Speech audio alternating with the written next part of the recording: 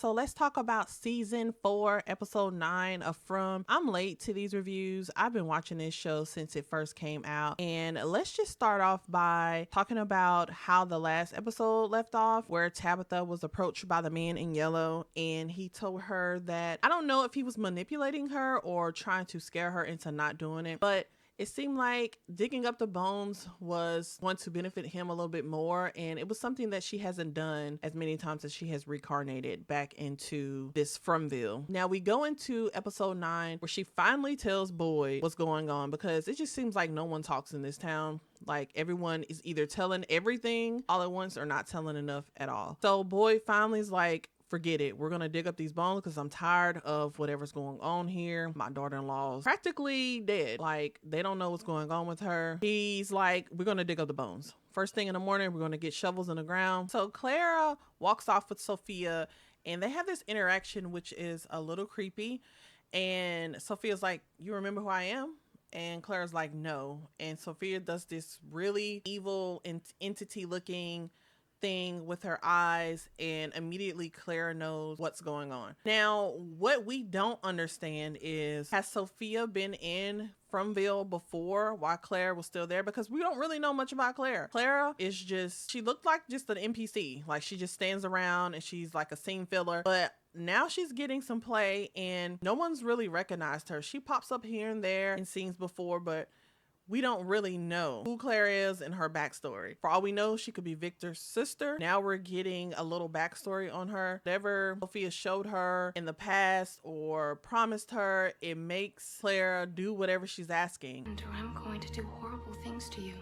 And I don't know what's going to happen as far as what she did to Fatima. The last episode ended with Henry having a mental break. He's trying to figure out which one's real and which one's not. He keeps waking up in this hospital where now he's sitting down eating. His son is trying to convince him that the hallucinations is causing him to dip into a non-reality reality, because we know that the man in yellow is causing these visions of Henry, making him go crazy. You just let go of that version. Where he's at when he's in the home or the hospital, that is real. But as you can see by the imagery, all the walls are yellow. Yellow is around, and we know yellow is associated with the man in yellow.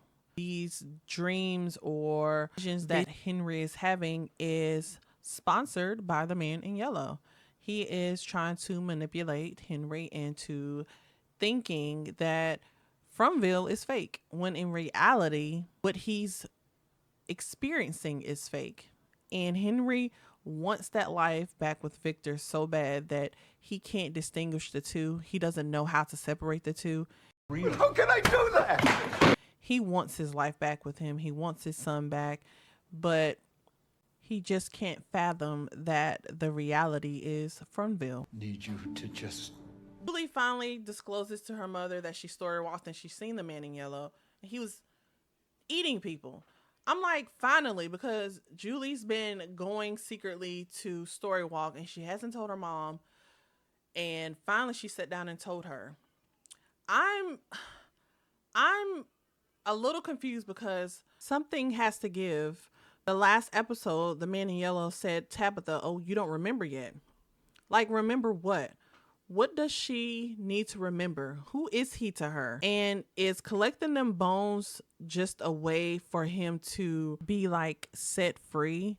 Like, is he able to go down there and get the bones? Like, do the monsters like him? And is the man in yellow just trying to use the Fromville people to get to the bones for a specific reason? Because we have never really seen the man in yellow interact with the monsters. They've been in each other's spaces, but it's never been like an exchange or an acknowledgement. The Nkui kids appear and they're pointing at Tabitha. And in that moment, she realizes that it's her and Jade that has to go down into the tunnels, because I think they were the only ones that didn't sacrifice their kids. That's why they keep coming back. I hope they don't have to give their kids up to go home. But in a sense, I feel like they have to save the kids that they sacrificed, have to save the ones that they allowed to get sacrificed. That's why the kids were pointing at her. And I feel like that is the right way to do it, to go get the bones. Sophia walking around manipulating everything, and no one seems to notice how weird she acts. She made it a point to tell Julie that, oh, since your family's been in town, things have been getting worse.